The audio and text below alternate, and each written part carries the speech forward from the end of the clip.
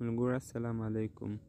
ملګرو دغه ویډیو کې به درته وښیم د ډېر ملګري دي چې هغه فالوورز یې ډېر زیات دي، 50,000 شپږ اووه فالوورز لري. مګر ملګرو دا د ملګرو تاسو لیدلی شئ چې د ده 2,60,000 فالوورز چې دي د ده ملګرو. او ځینې ملګري بیا فالوورز لري خو د ده فالوورز ده ته نه لایک کولی شي هم نه کمنټ کولی شي.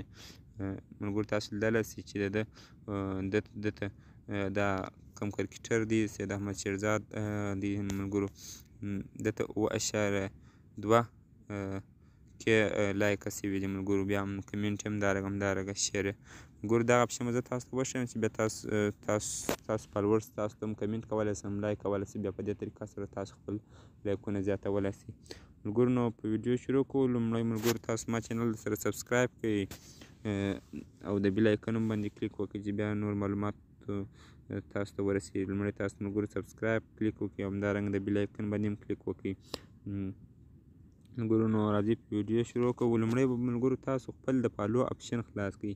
دا کوم چې بیا تاسو ته ستاسو ملګري یا نور خلک بیا تاسو ته کولی شي چې فالو کړي ملګرو. تاسو کله د فالو اپشن خلاصوئ ملګرو، لومړی به تاسو راسئ دا کوم سیټینګ اینډ پرایوسي چې نوشته دی په دې باندې به کلیک وکړئ.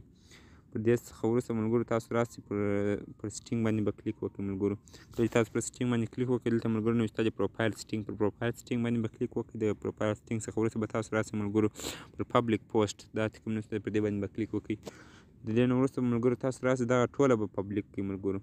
دا لومړی دی، دا دوم دا دی، دا به ټوله ملګرو پبلیک او همدارنګه دغه دوه اپشن چې دي دا به دواړه اون کړئ. کله چې دا تاسو اون کړئ ملګرو بیا تاسو ته نور خلک نور پیپل کولی شي چې بیا تاسو فالو کړي. نو کله چې تاسو د فالو اپشن خلاص کړئ نو ملګرو بیا تاسو به راسئ د هغه ملګري چې فالوورز یې زیات دي مګر لایکونه یې کم دي هغه طریقه به هم درته وښیم ملګرو. هغه په داسې طریقه سره کولی شئ ملګرو. کله چې تاسو دلته یو پوسټ کوئ نو ملګرو دلته به دغه اپشن کې راځي. تاسو لیدلی شئ په دغه اپشن کې دلته نوشته فرینډ یا هم فرینډ ایکسپیکټ یا همدارنګه اونلی می. نو بیا ستاسو کوم پوسټ یا کوم عکس تاسو اپلوډ کوئ نو بیا هغه هېڅ لایکونه نه اخلي ملګرو. تاسو دا پر پبلیک باندې بیا کلیک وکړئ. کله چې تاسو دا پبلیک کړئ بیا تاسو